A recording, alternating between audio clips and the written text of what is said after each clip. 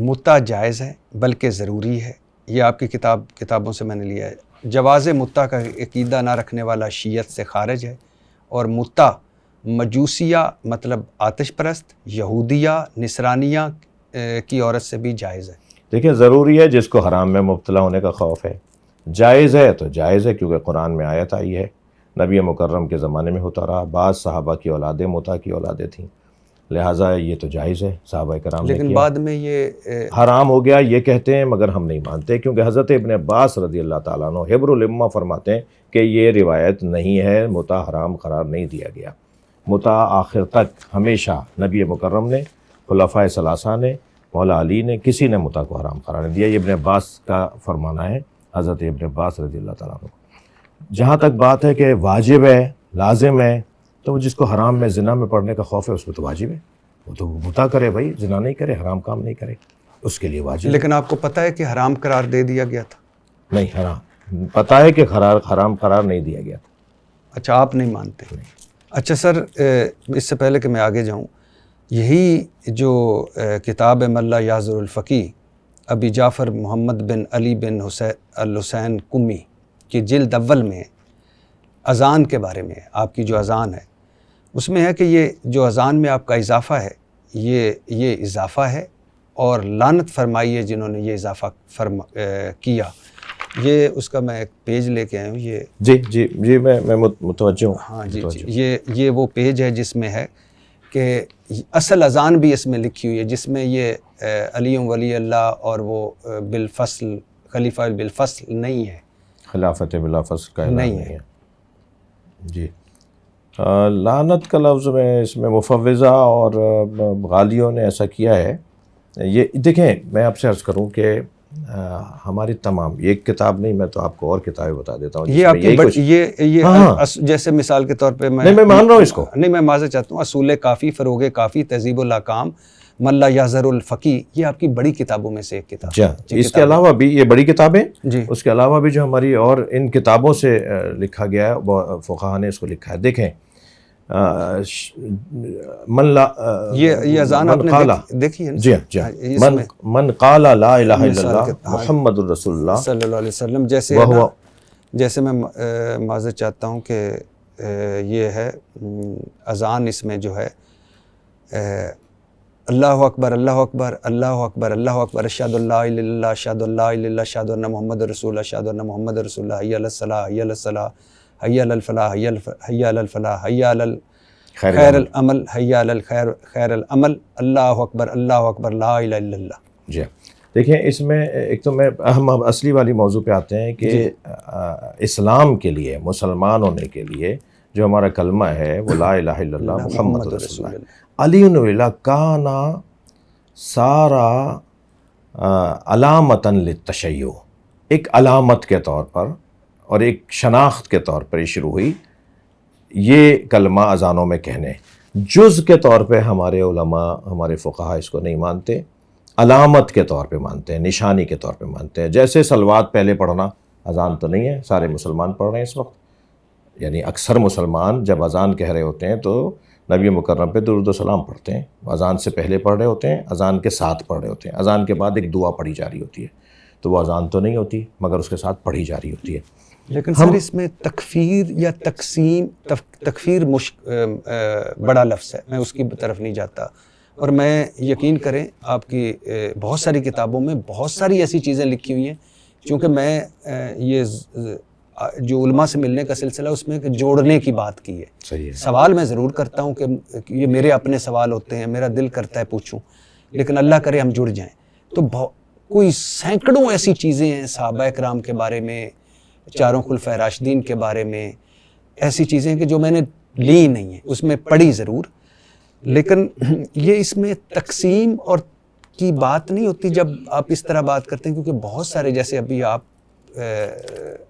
ہمارے ہیں، یہ میں مانتا ہوں کہ آپ ہمارے ہیں اور ہمیں اپنے آپ سے پیارے ہیں، شکریہ، اور یہی شیعہ ہمارے ہیں، ہمیں پیارے ہیں، لیکن اس میں حنفی بھی ہیں، دیوبندی بھی ہیں، بریلوی بھی ہیں، کیا وہ تقسیم نہیں ہوتی کہ خلافت بلا فصل کا اعلان جب کرتے ہیں کہ خلیفتہ بلا فصل جب کہتے ہیں، دیکھیں تقسیم تو اور تکفیر کا تو عنوان نہیں، تقسیم اور جدائی اور تفرد، آپ یہ کہنا چاہ رہے ہیں کہ یہ علیحدہ ہو کر رہنا اور یہ کرنا. دیکھیں اصل میں تو ہمارا تو ہدف ہی ہے کہ ہمیں اہل بیت کی طرف لوگوں کو بلانا ہے، ہمیں اہل بیت کی تعلیمات کی طرف بلانا ہے، کیونکہ اہل بیت سے دوری نے مسلمانوں کو اصل چیز سے دور کر دیا اور سالم دین سے دور کر دیا. نبی مکرم اپنے بعد مولا علی کو دے کے گئے تھے غدیر خم کے اندر. ساری زندگی سرکار نے صلی اللہ علیہ وآلہ وسلم نے یا اللہ سمجھایا یا علی سمجھایا، اور امت نے علی کو چھوڑ دیا.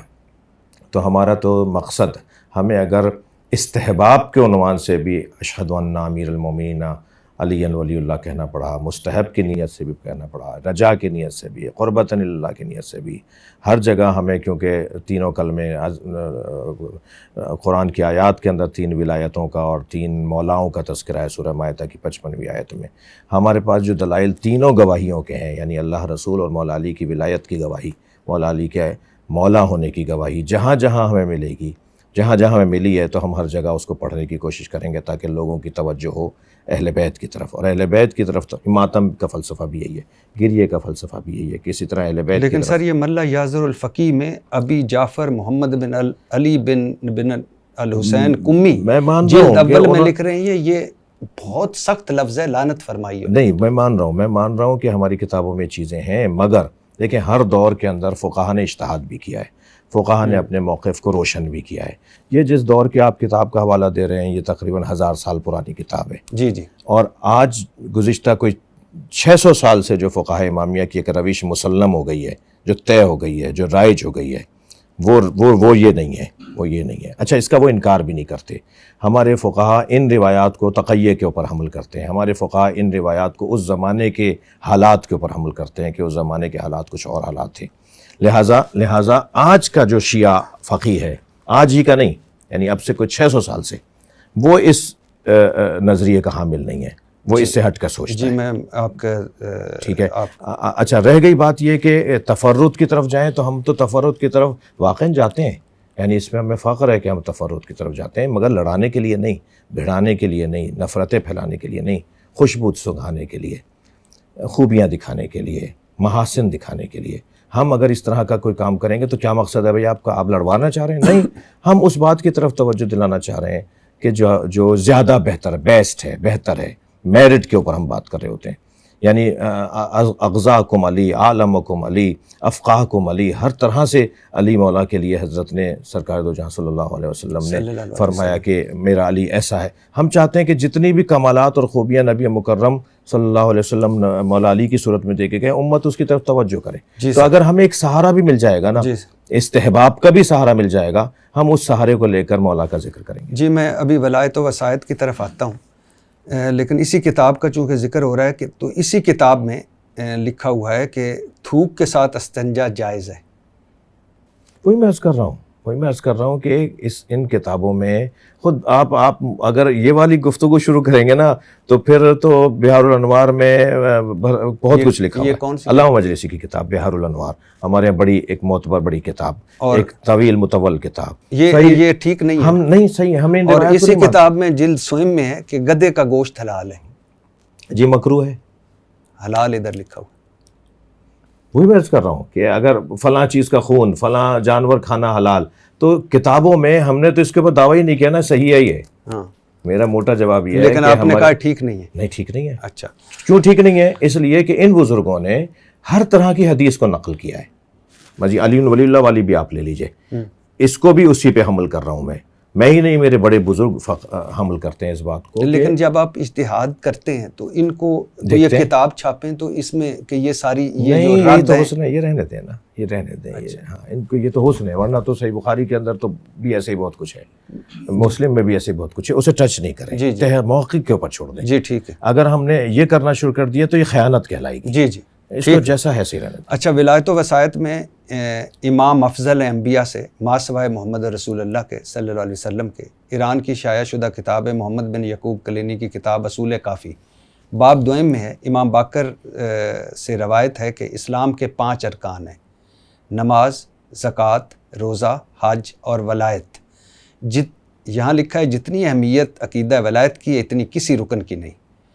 اب اس میں توحید اور رسالت تو ملتی نہیں ہے۔ نہیں، ولایت سے مراد انما ولیکم اللہ، اللہ ولی ہے، اس کی ولایت مطلقہ ہے۔ اسی ولی مطلق نے، ولی اکمل نے، ولی تام نے، سب سے بڑے اور سب سے پہلے ولی نے جو اللہ ہے، ذاتاً ولی ہے، اسے کسی نے ولی نہیں بنایا، اس نے رسول اللہ کو ولی بنایا، ولایت دی۔ صلی اللہ علیہ وسلم اس ہی ذات نے رسول اللہ صلی اللہ علیہ وسلم سے فرمایا کہ تم من کنتم مولا فہد علی مولا کہہ دو غدیر کے میدان میں، بلغ ما انزل الیک من ربک۔ تیسری ولایت منتقل ہوتی ہے مولا علی تک۔ جی، قرآن میں بھی 3 ولایتوں کا تذکرہ ہے، سورہ مائدہ کی 55ویں آیت میں کہ اللہ ولی ہے، اللہ کا رسول ولی ہے، اور وہ کہ جو صاحب ایمان ہے، جس نے نماز قائم کی اور حالت رکوع میں زکوٰۃ دی۔ سب سنی شیعہ نے لکھا ہے کہ حالت رکوع میں زکوٰۃ دینے کا واقعہ مولا علی کا ہے، جی جی اور قرآن نے انہیں ولی کہا ہے، قرآن نے انہیں مولا کہا ہے۔ جی جی تو اللہ جل جلالہ اور رسول اللہ صلی اللہ علیہ وسلم اور مولا علی، یہ 3 ولی ہیں۔ یہ ولایت کا عنوان تینوں کے اوپر آتا ہے، جی جی یعنی ایسا اس سے مراد ہرگز یہ نہیں کہ ولایت مولا علی مراد، صرف مولا علی کی ولایت مراد جی نہیں۔ جی ولایت کے بغیر یعنی حاکمیت، ولایت کے کیا معنی کیا ہیں؟ 2 معنی لیے ہیں ولایت کے، ایک بمعنی محبت، ایک بمعنی حاکمیت۔ ان تینوں سے محبت بھی کرنی ہے، اللہ، رسول اللہ اور مولا علی سے محبت بھی کرنی ہے، اور ان کی حاکمیت کو بھی ماننا ہے، ان کی حاکمیت کو بھی ماننا ہے۔ یہ ولایت کا مفہوم ہے مختصر سا۔ جی اب آ جائیے اس بات کی طرف کہ کیا مولا علی علیہ السلام ہمارے نبی کے علاوہ، سرکار دو جہاں کے علاوہ تمام انبیاء سے افضل ہیں؟ ہاں افضل ہیں۔ سنا تو جائے نا، ہم سے بات تو سنی جائے۔ جی جی ہم قرآن مجید کی آیات رکھتے ہیں اس بات کے اوپر، اور احادیث جو اہل سنت نے بھی نقل کی ہیں وہ رکھتے ہیں۔ مثلا قرآن میں سورہ مبارکہ نساء کے اندر جب میدان مباہلہ کے اندر نبی مکرم پنجتن کو لے کر گئے، جی جب اللہ نے ارشاد فرمایا کہ ان نصارى نجران سے کہہ دو کہ فَقُلْ تَعَالُوا نَدْعُوا أَبْنَاءَنَا وَأَبْنَاءَكُمْ، یہ بھی اپنے بیٹے لے آئے، ہم بھی اپنے بیٹے لاتے ہیں، یہ بھی اپنے بیٹے لائیں، وَنِسَاءَنَا وَنِسَاءَكُمْ، اور ہم اپنی عورتیں لاتے ہیں، یہ اپنی عورتیں لے آئیں، وَأَنفُسَنَا وَأَنفُسَكُمْ، اور ہم اپنے جیسے لاتے ہیں، یہ اپنے جیسے لائیں۔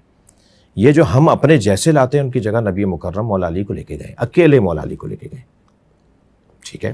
پھر قرآن کہتا ہے میرے حبیب قاتل منافقین والمشرکین ولا تکلف الا نفسک، اے میرے حبیب مشرکوں اور منافقوں کو قتل کرو اور یہ کام کوئی نہ کرے مگر آپ جیسا کرے۔ نبی مکرم نے تو کبھی تلوار ہی ہاتھ میں نہیں لی، ساری جنگیں صحابہ کرام میں، اور سب سے بڑا نام مولا علی کا ہے جنہوں نے جنگیں جیتی، اور قرآن بھی کہہ رہا ہے یہ کام آپ اپنے جیسے کو دیں۔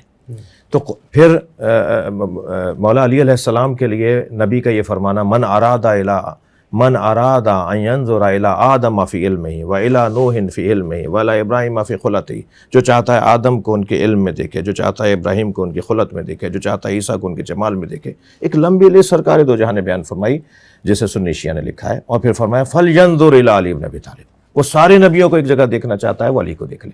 تو ہمارے پاس دلائل ہیں بھائی۔ جی میں اس پہ آگے آتا ہوں، لیکن اچھا اسی میں ہے سر کہ اچھا مولانا، میں یہاں ایک جملہ کہوں کہ جب یہ والی بات ایک جگہ میں نے کی، بڑے شور مچا، اور اس کے بعد ہم نے اس کو منہ دیا، تو میں نے ایک مولانا صاحب سے کہا، میں نے کہا مولانا یہ حدیث آپ کے ہاں ہے یا نہیں کہ سرکار نے فرمایا علماء امتی افضل من انبیاء بنی اسرائیل؟ تو ہاں ہے حدیث، یہ میری امت کے علماء انبیاء بنی اسرائیل سے افضل ہیں۔ تو میں نے کہا وہ علماء کون ہیں؟ تو کہنے لگے علماء ہیں، یعنی علماء جب اپنی افضلیت پہ بات آئے تو انبیاء بنی اسرائیل سے افضل ہیں، اور جب ہم مراد لیں علماء سے اہل بیت کو، ہم مراد لیں علماء سے مولا علی کو، تو پھر یہ کیسا ہو گیا کہ وہ انبیاء سے افضل کیسے ہو جائیں گے؟ جی سر میں اسی پہ آتا ہوں، لیکن اسی میں محمد بن یعقوب کلینی کی اصول کافی میں ہے کہ امام جعفر صادق نے فرمایا اسلام کے 3 ارکان ہیں، نماز، زکوٰۃ اور ولایت، گویا حج اور روزہ بھی گیا۔ وہی میں عرض کر رہا ہوں کہ ان کتابوں میں ہمارا دعویٰ نہیں ہے کہ ساری حدیثیں ہماری صحیح ہیں۔ ایک بات دیکھیں، حدیث کی قسمیں ہیں، میں آپ سے، آپ کا ادب اور احترام اور آپ کا مقام اور منزلت میں آپ کا ویسے ہی آپ کی صحافت کی دنیا میں بہت معتقد ہوں۔ جی سر، اور وہ میں نہیں، واقعاً میں عرض کر رہا ہوں آپ کے میں جو وہ آپ کے اندر جو برجستگی ہے، آپ کے اندر جو ایک کھل کے بات کرتے ہیں نا، وہ مجھے تو، میں اسی ٹائپ کا آدمی ہوں تو مجھے اپنے اچھا لگتا ہے۔ جی سر، کیونکہ یہ موضوعات مناظرے کے موضوعات ہیں۔ میں مثلا آپ کو ایک جواب دے بھی دوں گا تو بالکل بھی مناظرہ نہیں، میں صرف آپ سے نا وہ صحیح کہ یہ ٹھیک نہیں ہے، یہ غلط ہے، آپ سے رہنمائی کے لیے۔ ہاں، اس کے لیے میرا عرض یہ ہے کہ ہم دعوے دار نہیں ہے کہ ہماری ان کتابوں میں ساری حدیثیں صحیح ہیں۔ جی ٹھیک ہے، ہم انہی حدیثوں میں، اب ان دونوں میں سے کون سی ٹھیک؟ ولایت والی 5 والی، امام باقر ظاہراً امام باقر امام باقر کی. اچھا جس میں 5 چیزوں کا ذکر ہے. اچھا اعلیٰ خمس کا ذکر. اچھا یہ جو امام افضل ہیں انبیاء سے، اس پہ آگے میں آتا ہوں. بصائر الدرجات ابو جعفر محمد بن حسار محمد بن حسن صفار کمی، یہی نام ہے. جی. میری ولایت اہل ارض و سما پر پیش کی گئی، ایمان لانے والے ایمان لے آئے اور انکار کرنے والوں نے انکار کیا. حضرت یونس نے میری ولایت کا انکار کیا تو اللہ تعالیٰ نے سزا کے طور پر انہیں مچھلی کے پیٹ میں اس وقت تک قید رکھا جب تک وہ میری ولایت پر ایمان نہ لائے. یہ احادیث مشکلہ میں سے ہیں. احادیث میں کچھ احادیث ایسی ہیں جن کو سمجھنے کے لیے کچھ اور احادیث کو بھی جوڑنا پڑے گا. جی جی. جب بات آ جائے گی کہ مولا علی مولا نبی جیسے ہیں سوائے اللہ لا نبی آبادی، سرکار نے فرمایا سوائے نبوت کے تم ساری کاموں میں مجھ جیسے ہو. سرکار کی حدیث منزلت جسے کہتے ہیں. تو جب مولا علی مولا نبی جیسے ہیں، یعنی مولا سرکار دو جہاں صلی اللہ علیہ وآلہ وسلم جیسے ہیں سوائے نبوت کے، تو بھئی یہ حضرت یونس والی بات تو پھر سمجھ میں آ جائے گی.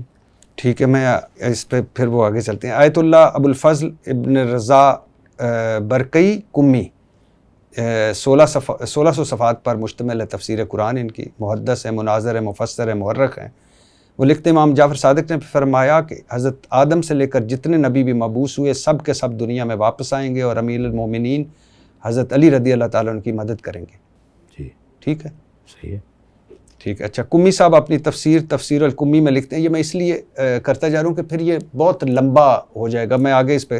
امام جعفر صادق نے فرمایا قیامت کے دن امیر المومنین علی رضی اللہ تعالیٰ عنہ کو آواز دی جائے گی، وہ لبیک کہیں گے. پھر باقی تمام ائمہ کو آواز دی جائے گی، پھر شیعہ نے علی کو، اور وہ اپنے اماموں کو کے ساتھ بغیر حساب و کتاب کے جنت میں داخل ہو جائیں گے. دیکھیں جو بغیر حساب کے شیعوں کے داخل ہونے کی روایات ہیں نا، اس کی تفصیل ہے، تشریح ہے.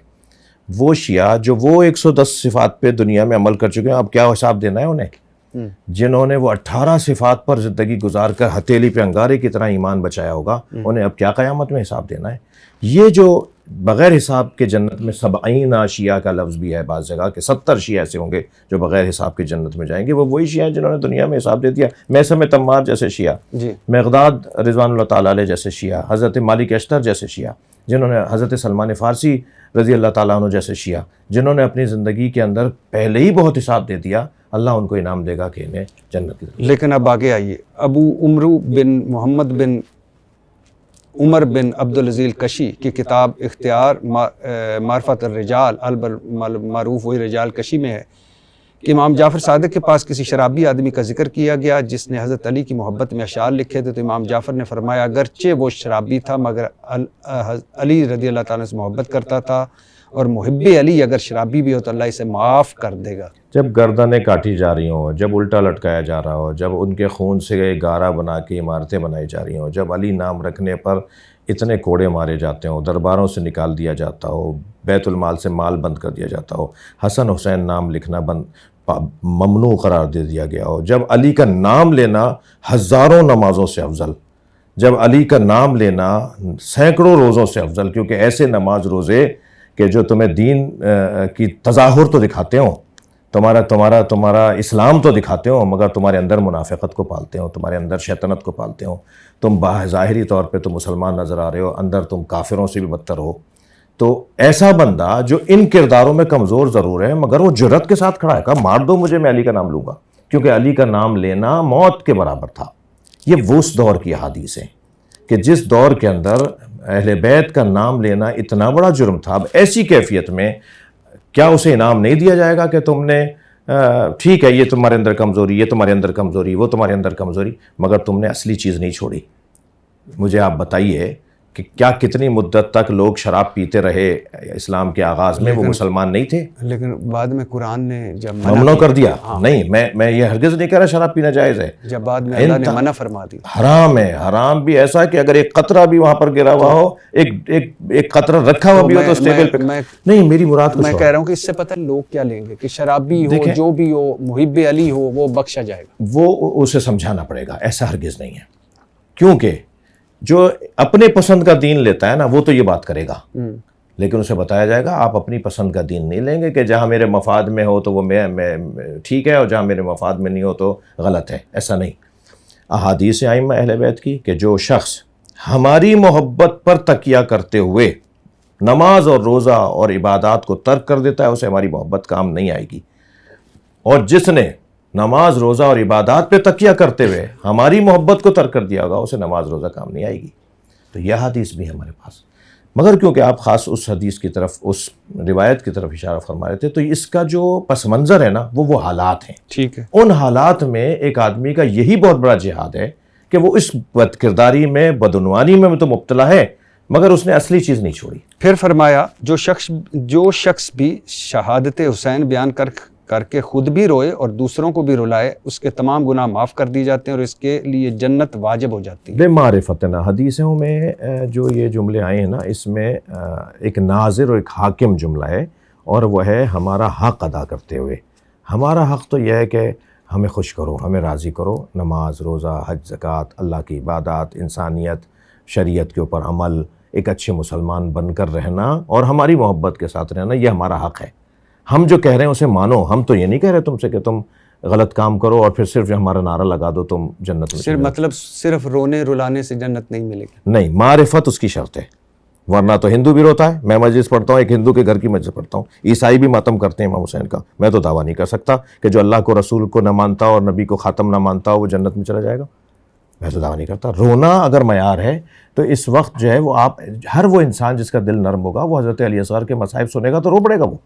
تو رونا اگر معیار ہے تو غیر مسلم بھی، میں خود کئی جگہ جاتا ہوں تو یہ معیار نہیں ہے۔ ہاں، رونا ہماری حق معرفت کے ساتھ، ہماری معرفت کے ساتھ، ہماری اطاعت کے ساتھ، جب ہمارے مصائب پہ کوئی گریہ کرے گا تو اس کے لیے جنت راضی۔